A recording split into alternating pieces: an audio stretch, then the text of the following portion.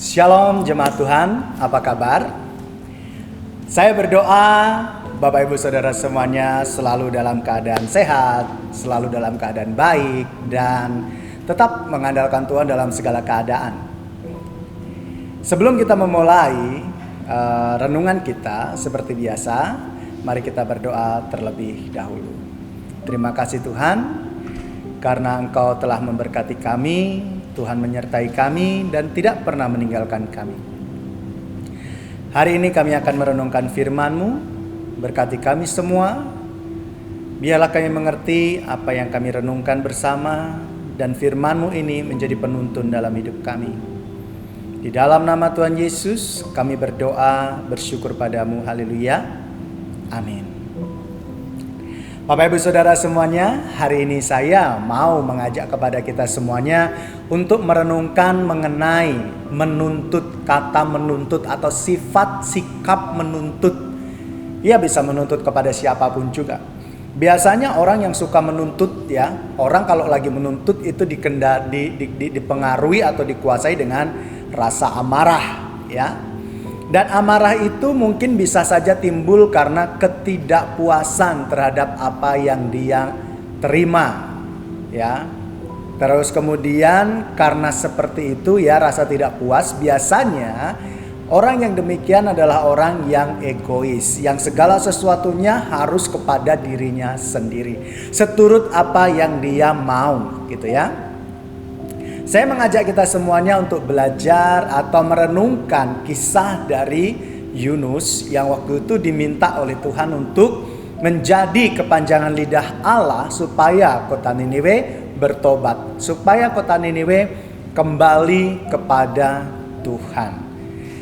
Kita akan baca dalam Yunus 4 ayat yang ke-9, firman Tuhan berkata, "Tetapi berfirmanlah Allah kepada Yunus, layakkah engkau marah karena pohon jara itu?"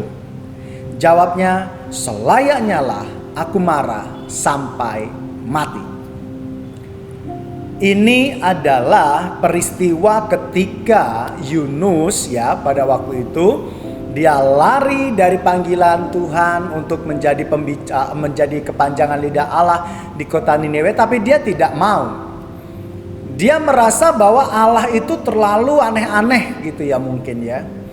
Orang sudah jahat, orang sudah terkenal, kota terkenal dengan kejahatannya, kenapa masih diberi kesempatan untuk bertobat? Maunya Yunus adalah dilenyapkan saja, dihukum saja. Tetapi cara atau rencana Allah untuk kota Niniwe itu berbeda dengan cara pandang Yunus. Karena Yunus egois, dia tidak puas dengan keputusan Allah, dia menjadi marah dan dia lari, meninggalkan panggilan tersebut. Tapi karena kedaulatan Allah, Yunus tetap dikembalikan lagi kepada panggilan tersebut.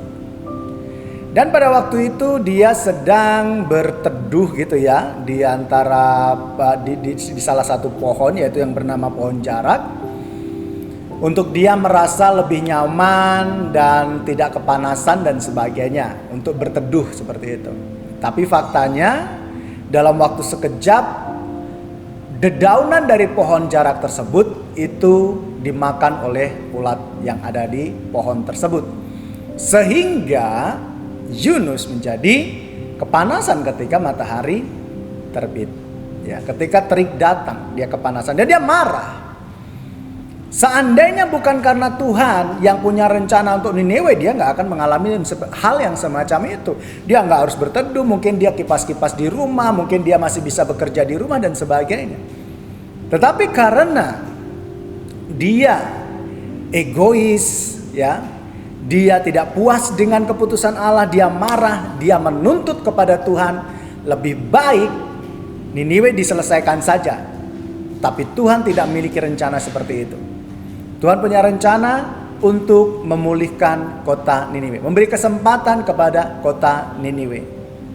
Tuntutan Yunus kepada Allah terhadap Niniwe itu membuat Yunus tidak bisa melihat rencana besar Allah bagi kota Niniwe. Yunus tidak bisa melihat tangan Allah yang begitu besar yang sanggup mengubahkan kota Niniwe. Karena apa? Karena dia menuntut berdasarkan egoismenya dia. Dia ingin, karena dia berpikir bahwa kota itu sudah terlalu jahat, dia ingin kota itu dihabiskan oleh Tuhan. Tapi Tuhan punya rencana yang besar. Nah, inilah yang menjadi masalah. Karena keegoisan dari Yunus, dia menuntut kepada Allah supaya Niniwe dilenyapkan atau dihukum. Dia tidak bisa melihat rencana besar yang Allah sediakan bagi kota tersebut. Karena apa? Egoisnya dia. Dia marah, dia tidak puas, dan dia menuntut Allah. Dan bahkan karena keegoisannya itu, dia berkata ketika Allah bertanya, layakkah kau marah karena pohon jarak itu? Dia tidak segan, tidak hormat kepada Tuhan. Dia berkata, selayaknya lah aku marah sampai mati. Hal ini juga bisa terjadi dalam kehidupan kita. Kalau kita egois, kalau kita merasa tidak puas dengan apa yang kita dapat, dan kemudian timbul rasa malah dalam diri kita, lalu kita datang kepada Tuhan, menuntut kepada Tuhan bahwa kenapa hidup saya seperti ini? Harusnya Tuhan mengerjakan ini buat saya. Harusnya Tuhan membuat mukjizat buat saya. Harusnya. Semua berfokus pada diri sendiri. Kita bisa saja seperti Yunus. Kalau kita lebih mengutamakan egois kita, keegoisan kita, kita bisa saja seperti Yunus tidak melihat rencana Allah yang begitu besar dalam hidup kita. Kita hanya berpikir hidupku menderita, masalah begitu banyak dan sebagainya. Kita tidak mau mengambil waktu sejenak, kita tidak mau berdiam di kaki Tuhan, tapi kita lebih banyak menuntut kepada Allah karena egoisnya kita. Kita tidak akan pernah bisa melihat tangan Allah yang begitu besar yang sanggup mengubahkan kehidupan kita. Dan kita bisa saja berlaku seperti Yunus, berbicara kurang ajar kepada Tuhan. Tidak sopan kepada Tuhan. Karena apa? Egoisnya kita. Kita taunya hanya banyak menuntut kepada Allah, tapi kita tidak mengambil waktu yang banyak untuk merenungkan rencana Allah yang terjadi dalam kehidupan kita itu apa. Ketika badai datang menghantam kita, kita segera bereaksi menuntut Allah, segera selesaikan Tuhan, saya maunya seperti ini, saya inginnya dapat seperti ini dan sebagainya. Mungkin kita jarang merenung, oh ini masalah ini terjadi seperti ini, kira-kira apa yang Tuhan akan kerjakan untuk kehidupan saya. Hal inilah yang harus menjadi perenungan buat kita. Jangan banyak menuntut kepada Allah, tapi perbanyak waktu untuk merenung tentang kedaulatan Allah di dalam kehidupan kita. Kenapa sudah sekian lamanya saya berdoa kepada Tuhan masih belum ada jawaban? Mungkinkah Allah sedang mengerjakan terus untuk membuat iman saya semakin murni? Bukan ketika kita mengukur waktu Tuhan dengan waktu kita, lalu kemudian ketika Tuhan belum menjawab, kita lalu menyerang Tuhan dengan banyak tuntutan. Bukankah saya sudah berharap? Bukankah saya sudah berdoa? Bukankah saya sudah pelayanan? Bukankah saya sudah bersedekah? Bukankah saya sudah mengikuti firman Tuhan? Hal-hal demikian diajukan kepada Tuhan sebagai tuntutan, seolah-olah Tuhan berutang kepada kita. Mari kita belajar untuk tidak memiliki karakter seperti ini. Mari kita ubah kehidupan kita bila memang kita memiliki sifat yang egois, yang maunya Tuhan selalu melakukan apa yang saya mau, tanpa kita mau belajar apa yang sedang Tuhan kerjakan, yang Tuhan rencanakan dalam kehidupan saya. Kenapa masalah ini bisa terjadi? Kenapa keadaan sulit ini bisa terjadi? Kenapa masalah ini lama sekali selesainya? Mari kita merenung. Sebab ketika kita banyak menuntut Tuhan, kita tidak bisa melihat karya Tuhan yang besar dalam hidup kita. Kita tidak akan bisa menemukan rencana Allah yang besar dalam kehidupan kita. Karena apa? Lebih banyak menuntut daripada merenung dan berserah kepada Tuhan. Jadi, mari kita belajar untuk koreksi diri kita.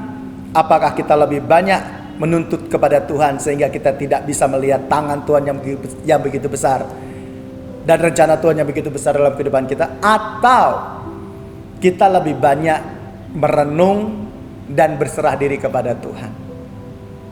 Sebab saya sangat disayangkan buat saya kalau kita kehilangan momen ketika kita menuntut Tuhan, kita tidak bisa melihat rencana besar Allah yang indah dalam kehidupan kita. Jadi mari kita selalu merendahkan diri di hadapan Tuhan, berserah kepada Tuhan, mengikut jalan Tuhan, bersabar menantikan Tuhan. Tuhan pasti tepat pada waktunya menolong kita. Mari berdoa. Terpujilah namamu Tuhan, sebab Engkau yang mengingatkan kami untuk merenungkan kebaikan Tuhan dalam hidup kami. Banyak kisah dalam Alkitab yang boleh menjadi contoh dalam kehidupan kami.